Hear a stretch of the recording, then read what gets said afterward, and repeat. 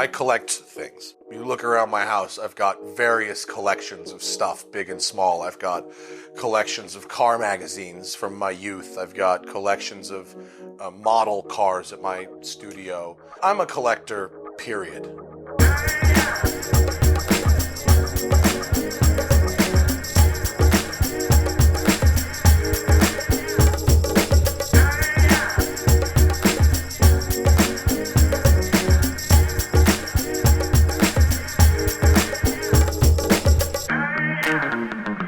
The funny thing about the watches is that as far as wardrobe goes, I have a rolled up sleeve button down plaid shirt and a pair of different colored jeans and Puma suedes for every possible scenario. So I don't think about wardrobe. The only thing I think about when I go out of the house is what watch am I wearing? Where am I going? Who am I going to see? What watch do I need to wear for that occasion?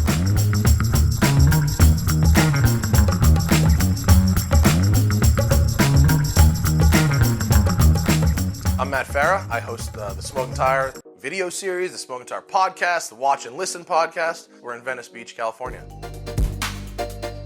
I first knew I was into cars like this age. And then when my dad brought home First Car and Driver magazine, the DeLorean, on the cover, I didn't know anything about DeLoreans. All I knew was that this is a car that looks, like a spaceship. It didn't look like Mom and Dad's Mercury. Getting a driver's license and therefore a car was like the most important moment of my life. In 2006, I started a car wash with my friend Larry Casilla. We just put together these short, single day, 200-mile drives. We made like a driving club. And then YouTube was launched. And I was like, oh, here's a way to share videos with people. So this could be good promotion for the club. The club members would be cool. And so I hired this kid and we basically started making skate videos, but with cars. 2 weeks later, a guy called me up and he was like, hey, I'm starting a YouTube network. You can talk about cars. Do you want to do a show about cars? And I was like, okay. And that was that. It's like with cars, give me a direction, you know what I mean? Looking for a watch for these activities or these outfits, and here's kind of what I'm into. Maybe a budget, that could be helpful, you know? Definitely, the more details, the better. So my first real watch was a Baume & Mercier chronograph, which I still have. It's a nice watch. I knew it was Swiss, and I knew that meant it was nice. I got it as a college graduation present, so it's got, the engraving on the back. And it didn't actually keep that great time, though, and I remember sending it back a couple times to get service, because it would gain what I thought was a lot of time. And eventually, when I moved to California about 10 years ago, my dad, he'd been wearing a Submariner for 30 years, and it was just a durable, really good watch that he wore every day for 30 years and loved it. So he got me this Submariner, and it's the Kermit Submariner, the green bezel, the anniversary one. And he was like, oh, I got this for you, and it's got this green bezel, and I'm like, oh, cool, green. And I thought that was nice because it looked a little different, and I knew that a Submariner was a nice watch. I really liked having this one watch that was nice enough to wear to nice things, but that I'd wear to the gym, I'd wear it in the ocean, I'd wear it in the shower. I didn't even take my watch off to sleep for a very long time. I wore it 24 hours a day for 10 years. And then I met Spike Feresten, and he's a super watch guy. And he was like, that's the Kermit, that's special because it's the 50th anniversary. Then I started just looking up, oh, well, this is special. Are there other ones that are special? And what makes those special? And it turns out the Kermit's kind of a special watch. And mine has a great fade on it. What I learned about that was I don't want to buy someone's vintage story. I want to buy a new watch and have it for long enough that the watch is my story. When I met Cameron Weiss and found out what he was doing in Los Angeles, I prodded at him for quite some time until I convinced him to do me a paint to sample dial so I could have a one of one. And that's a Bugatti French Racing Blue dial, which I thought would complement Cameron's design well.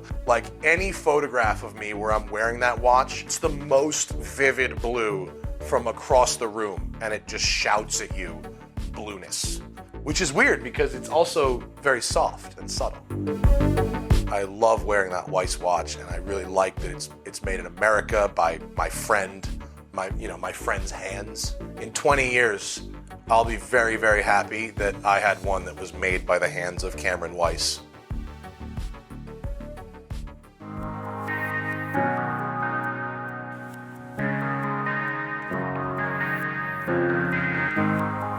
My dad was the president and COO of Ralph Lauren for like 20 years, and actually, as gifts from Ralph Lauren, he got 2 watches.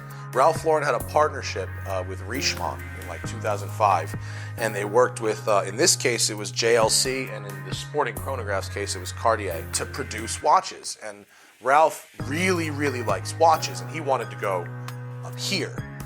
Now, if he had a little bit more room to share dial space, and this said JLC by Ralph Lauren, like Patek Tiffany or something like that, these watches would probably be worth a lot of money. Because it doesn't say JLC anywhere on it, it just says Ralph Lauren. Nobody wanted to spend $12,000 on a Ralph Lauren watch, and so they sold like 50 of these, maybe. So this is super rare. This is a Ralph Lauren World Timer from 2005. That was a gift to my father from Ralph Lauren. And there's, as far as I know, there are fewer than 50 of these in the world. Here in Venice Beach, there's no such thing as formal. To me, it's all about taking something fancy and dressing it down. That's what Venice is about. So that's why I have a $12,000 Ralph Lauren watch on a canvas strap. That's how I go like that. I go the other way. My most expensive stuff is the stuff that nobody looks at. And my flashiest stuff is the stuff that is the cheapest. I like machinery. I think, to me, the difference between a watch and a bracelet is one is a machine and one is not. That's the whole thing. And that's why I'm not into quartz watches or smart watches or watches that aren't machines. I mean, that is a crazy math machine in there.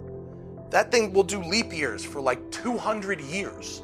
Like, what? You're telling me that a little thing goes, and this knows all the days of the week and the months of the year and the leap years and for the next 200 years? That is crazy.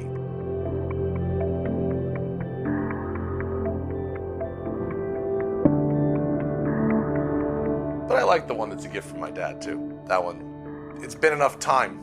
10 years later, you add a story to the back end of that Rolex, and that watch traced, my moving to California to start the smoking tire, and look where we are now. That watch tells the history of the smoking tire in a green fade.